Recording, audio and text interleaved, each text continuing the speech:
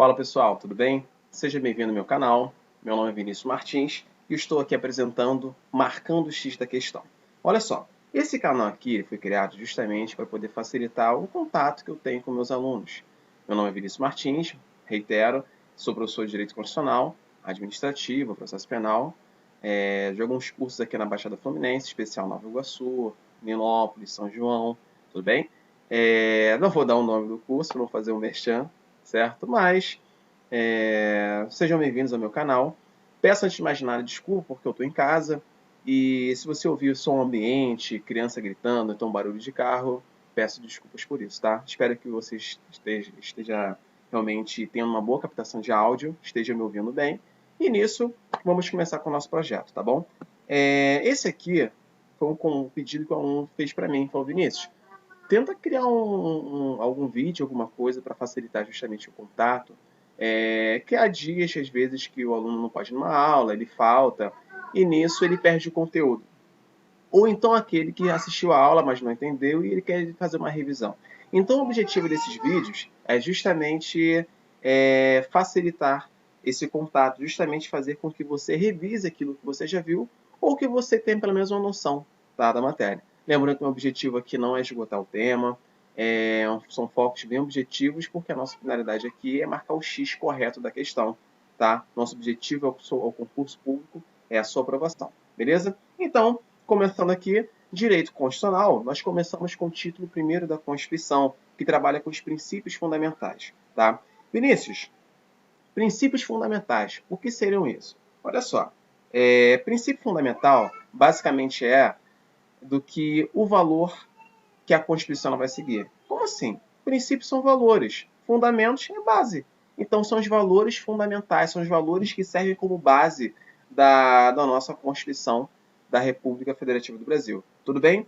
Chama atenção pelo seguinte, o título 1º, ele possui apenas 4 artigos.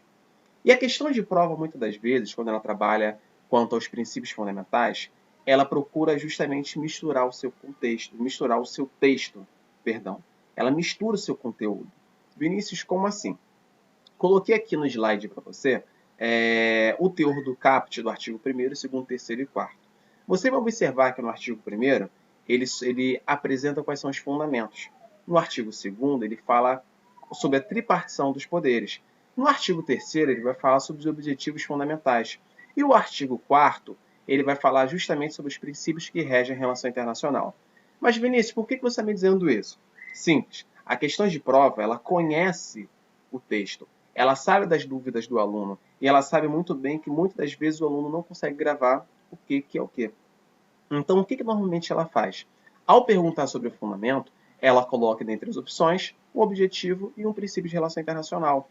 Ao perguntar sobre um objetivo, ela coloca um fundamento e um princípio. Entendeu? Eu quero saber sobre princípio de... Desculpa. Eu quero saber sobre princípio de relação internacional. Ele coloca um fundamento objetivo. Então é assim que a banca se comporta. Mas, Vinícius, como é que eu vou fazer para justamente saber marcar a questão de prova? Simples. Vamos conhecer o seu texto.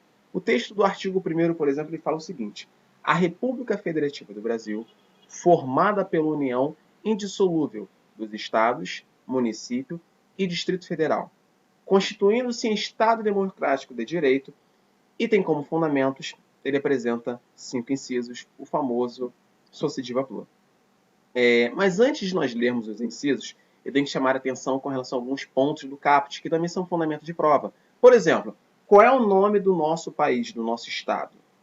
República Federativa do Brasil. Por que se chama República Federativa do Brasil? Simples, porque o Estado estrangeiro, quando ele quiser nos conhecer, ele já vai ter ciência da nossa forma de governo, da nossa forma de Estado. Como assim, Vinícius?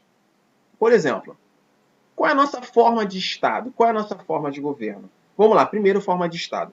Forma de Estado é o seguinte: como que se dá a distribuição de competência, a distribuição dessa autonomia de competência legislativa, administrativa? Como é que ela se dá? Se for unitário, significa dizer que todo esse poder, toda essa competência está concentrado na mão de uma única pessoa.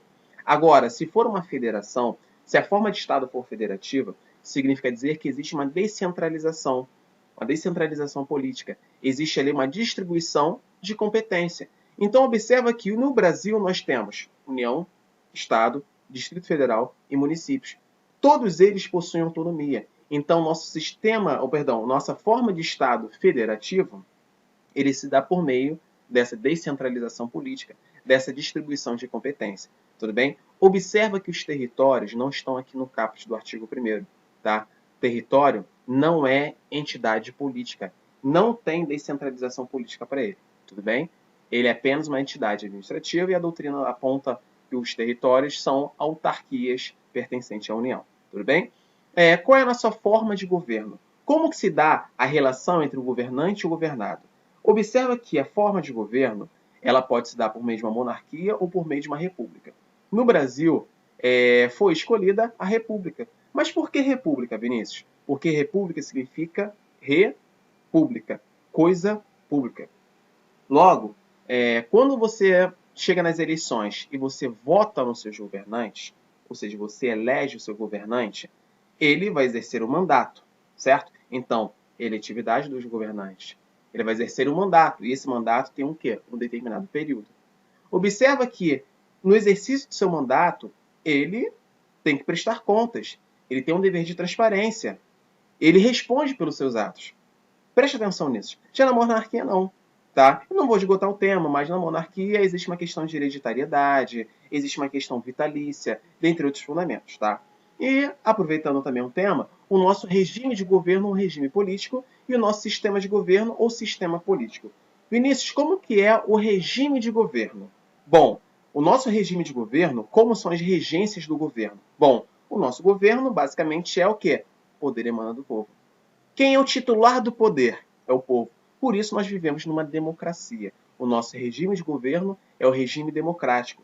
Democracia. Democracia. Cracia significa governo. Demo significa povo. Então, governo do povo. Tudo bem? Agora, qual é o nosso sistema de governo? Qual é o nosso sistema político? Vinícius, qual que é? Nós temos dois. Existe o presidencialismo e existe o parlamentarismo. No Brasil, nós utilizamos o presidencialismo. Tá? O presidencialismo é justamente aquele em que o chefe do Poder Executivo concentra as funções de chefe de governo e o chefe de Estado. A doutrina também diz que, além de chefe de governo, ele é chefe da administração pública federal. Tudo bem? Então, basicamente, para você conhecer um ponto interessante quanto à nomenclatura, normalmente a prova fala sobre isso. Forma de governo, forma de Estado, regime e sistema político ou sistema de governo. Tudo bem, gente? Beleza. Dando continuidade, o texto fala o seguinte: formada pela união indissolúvel. Vinícius, o que é união indissolúvel? A união indissolúvel, como diz, a união ela é indissolúvel. Você não pode dissolver a união. Como assim, Vinícius? A doutrina costuma dizer que é proibido o direito de secessão. É proibido você romper esse pacto federativo. Observe que união indissolúvel é o seguinte: imagine um Estado, um município ou um Distrito Federal querendo romper, querendo retirar um membro da República Federativa do Brasil. Não é permitido, tá? Então, a união é indissolúvel porque você não pode dissolver o pacto federativo. Tá, mas caso algum Estado tente. Eu lembro que teve um plebiscito informal no Rio Grande do Sul, por exemplo, falando que o Sul é meu país. Sim, concordo. Só que ali foi um plebiscito informal. Eles queriam simplesmente conhecer essa questão política e tal. Mas poderia? Não. Mas se eles fizessem isso, o que poderia acontecer? Bom, a Constituição fala que é caso de intervenção federal. Tudo bem? Então, nós não vamos falar disso nesse momento. Vamos dar continuidade e, no momento oportuno, a gente bate nessa tecla. Beleza? E nisso o texto ele segue falando o seguinte: constitui-se em Estado democrático de direito. Vinícius, primeiro, o que é um Estado? O Estado é justamente uma entidade criada, tá? E essa entidade criada, esse ente criado pela população, ele possui o quê? Pela sociedade, ele possui 3 elementos. Vinícius, quais são os elementos do Estado? Primeiro, o nosso Estado ele tem que ser o quê? Soberano. E ele exerce essa soberania dentro de um território. E dentro desse território existe o seu povo. Tá? Então, quais são os elementos que compõem um Estado? Soberania, território e povo. Tá? Vinícius, qual é o nome do nosso Estado? República Federativa do Brasil. Ele possui soberania, possui um território e ele possui o seu povo. Quem é o povo da República Federativa do Brasil? É o brasileiro, tá? Democrático, já vimos, o governo é do povo. E de direito, porque nós somos regidos por normas jurídicas. E tem por fundamentos. Aqui nesse momento, a Constituição ela apresenta 5 incisos. Quais são esses 5 incisos? É o famoso Sociediva Plur. Está aí no seu material. É só você dar uma olhada. Vinícius, o que é Sociediva Plur? Soberania, cidadania, dignidade da pessoa humana, valores sociais do trabalho e da livre iniciativa e pluralismo político. Com relação ao último, eu chamo a atenção pelo seguinte: a banca costuma trocar pluralismo político por pluripartidarismo. Toma cuidado, porque não é a mesma coisa. Uma coisa é causa, outra coisa é consequência. Em razão da causa pluralismo político, existe a consequência pluripartidarismo. Já vamos falar sobre ele no momento oportuno, tá? E, parágrafo único, todo poder emana do povo, que o exerce por meio de seus representantes eleitos ou diretamente nos termos desta Constituição. Perfeito. Vinícius, o que é soberania? Soberania, eu consigo enxergá-la sob 2 aspectos. Num plano internacional, é que a República Federativa do Brasil não é obrigada a se submeter sobre mandamentos e ordens sobre vontade de Estados estrangeiros. Tudo bem? E sobre um plano interno, é o quê? A República Federativa do Brasil ela não pode tolerar, ela não pode se submeter à vontade, por exemplo, do poder paralelo, ao poder de certas famílias. Entenderam? Então, soberania basicamente é isso. Vinícius, o que é cidadania? Bom, falei sobre os elementos da República, não foi? Então, dentre os elementos da República, soberania, território, povo. Então, quem que é o cidadão? Cidadão é justamente o povo que também exerce os seus direitos políticos. Como assim? É o povo, que é a pessoa que possui um vínculo jurídico com o Estado. Além disso, ele exerce direitos políticos, podendo votar e ser votado. Logo, se cair na sua prova, Vinícius, existe brasileiro que não é cidadão? A resposta é sim. Por quê? Nem todo brasileiro é cidadão, porque só é cidadão quem exerce direitos políticos. Logo, uma criança, por exemplo, de 5 anos, ela é brasileira? É.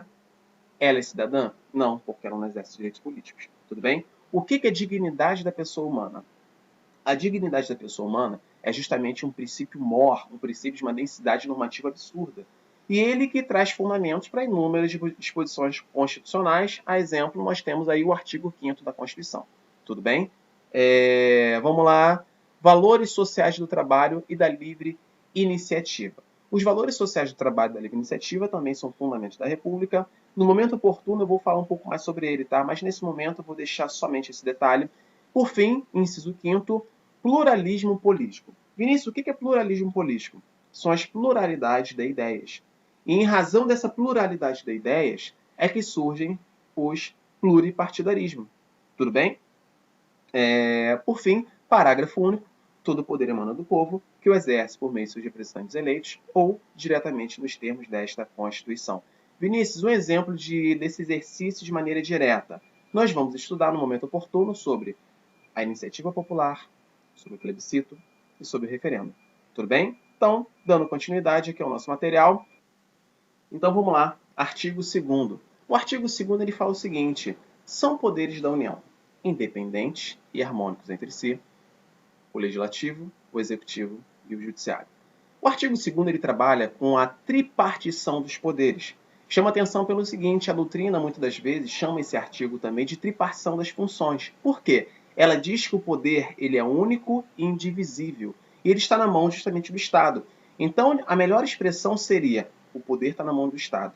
Como seria o desenvolvimento, o desempenho de suas funções? Executivo, legislativo e judiciário. Entenderam? Então, se porventura cai na sua prova, são funções da União, observa ali direitinho as questões, porque possivelmente ela pode estar certa, já que ela vai seguir esse fundamento da doutrina, tá? Mas dando continuidade, vamos lá. São poderes da União, independentes e harmônicos entre si, legislativo, executivo e judiciário. Preste atenção pelo seguinte: ele destaca independentes e harmônicos. Quando ele fala essa palavra, é porque ele está dizendo que os poderes ou as funções, eles possuem atividades típicas, funções típicas e funções atípicas. Como assim? Quando nós falamos funções típicas, eu estou dizendo que cada poder ele possui uma função própria, uma função predominante. Quando eu digo que existe uma harmonia, Eu estou dizendo que cada um dos poderes pode exercer a função do outro. Isso aqui é justamente o equilíbrio das relações, né? Nós chamamos disso o sistema de freios e contrapesos. Então, Vinícius, seja mais claro, vamos lá. Então, coloquei aqui um quadrinho para poder te facilitar. Então, poder legislativo. Qual é a função típica do poder legislativo? Legislar, criar leis, né? E fiscalizar o poder executivo. Chama atenção pelo detalhe. Toma cuidado porque na expressão legislar, a prova pode dizer que é uma função típica também do poder legislativo, a função legiferante. Então, se cai na sua prova a expressão é uma função típica do poder legislativo a atividade legiferante, você vai dizer que sim, que legiferante também é legislar. Tudo bem? É uma função típica do poder executivo administrar? Sim, correto. É uma função típica do poder judiciário julgar? Sim. Também pode trocar a expressão julgar por uma função judicante. Então, legiferante para o legislativo e judicante para o judiciário. Perfeito? E por funções atípicas, ou seja, quanto à harmonia dos poderes, vamos lá. Poder legislativo, ele legisla e ele fiscaliza. E função atípica, Vinícius? Ele vai administrar e ele vai julgar. Como assim? Bom, administrativo, eu posso dar um exemplo, abertura de um concurso público, uma licitação e um contrato para compra de materiais, de locação de veículos, tá? E função de julgar, é só você lembrar dos nossos chefes do executivo que foram julgados por crime de impeachment, o crime de responsabilidade. Lembra? Então, com relação ao poder executivo, função típica, administrar. Agora, função atípica tem de legislar, que é criar leis, e também de julgar, tá? Vinícius, como assim? Função legislativa função legiferante ou função de legislar do poder executivo? Você se recorda quando Michel Temer e o Bolsonaro, eles por meio de uma medida provisória, eles liberaram o saque da FGTS? Então, é um exemplo. E o exemplo de função judicante, uma função de julgar do poder executivo. Simples, quando você é multado, por exemplo, no seu município, e você vai buscar uma defesa na esfera administrativa, você vai justamente entrar com uma defesa no executivo. E ele vai exercer a função de julgar. Tá? E o judiciário, função típica, julgar. Agora, função atípica, nós temos de legislar e de administrar. Vinícius, me dá exemplo? Com certeza. Função legislativa do judiciário, a criação do regimento interno dos seus tribunais. E uma função também administrativa do judiciário, abertura de um concurso público. Tudo bem? Beleza. Coloquei aqui também no seu material, deixa eu tentar passar aqui. Coloquei no seu material também, aqui um quadrinho, peço que você dê um print nessa tela, que você dê uma lida, que tenho mais exemplos das funções, tá? O artigo 3º, por sua vez, ele trabalha com os objetivos fundamentais da República. Vinícius, qual é a dica que você me dá quando o assunto é objetivo? Repare que em todos os 4 incisos, os verbos estão no infinitivo. Caramba, ali, construir, garantir, erradicar, reduzir, promover, tá? Preste atenção nisso, tá? A banca, muitas das vezes, quando ela é extremamente literal, você consegue matar a questão de prova simplesmente olhando o verbo. Tudo bem? Outro detalhe, vamos lá, inciso por inciso. No inciso primeiro, quando ele apresenta a expressão construir uma sociedade livre, justa e solidária, é bem comum ele trocar a palavra solidária por igualitária, ou então solitária. Tá? Preste atenção nesses detalhes. No inciso segundo, quando ele fala garantir o desenvolvimento nacional, é bem comum a banca também incluir ali desenvolvimento nacional e regional. Não, é apenas nacional. No inciso terceiro, ele coloca erradicar a pobreza e a marginalização e reduzir as desigualdades sociais e regionais. A prova costuma inverter a colocação. Ela costuma mudar a posição desses verbos. Beleza?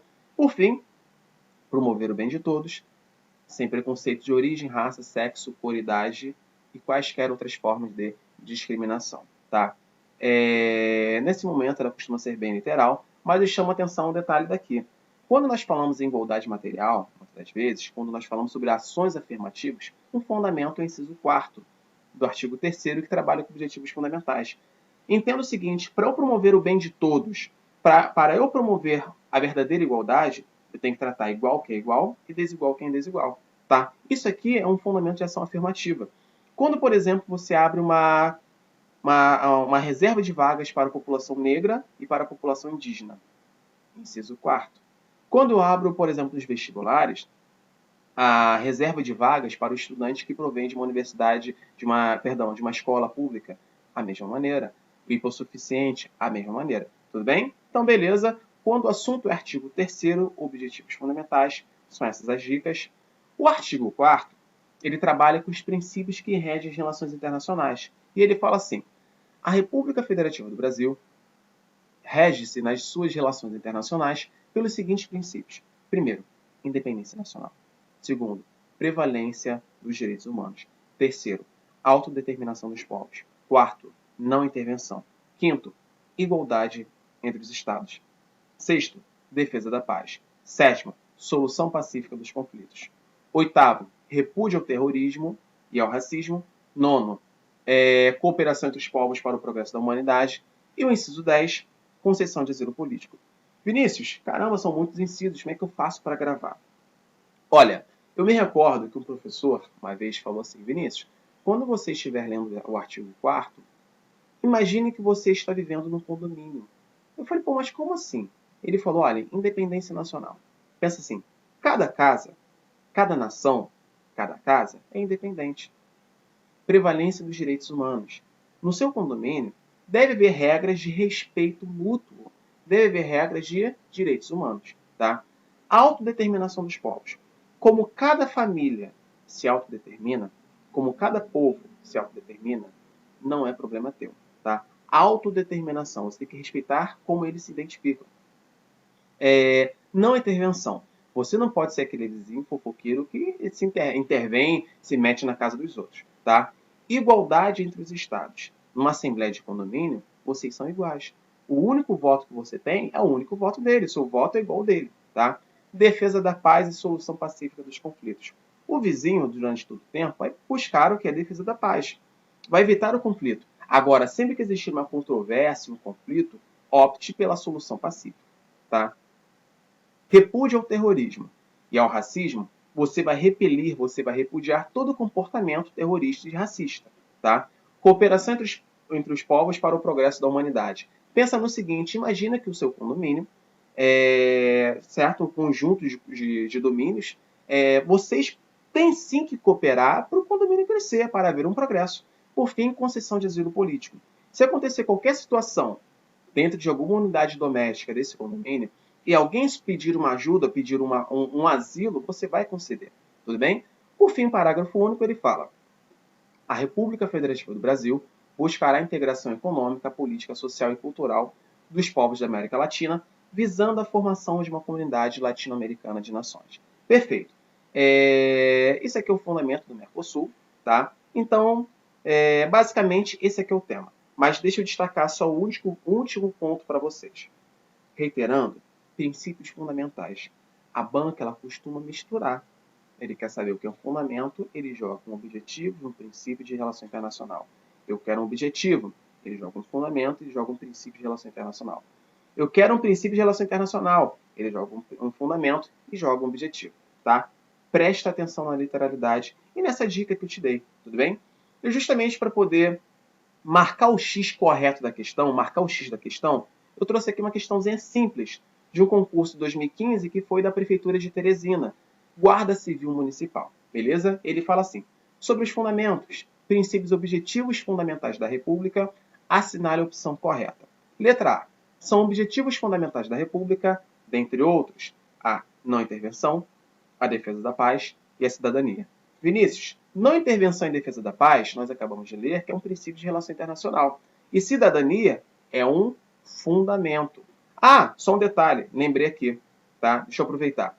O artigo 4º da Constituição, ele coloca como princípio, inciso 1º, independência nacional, tá? Toma cuidado que soberania é um fundamento.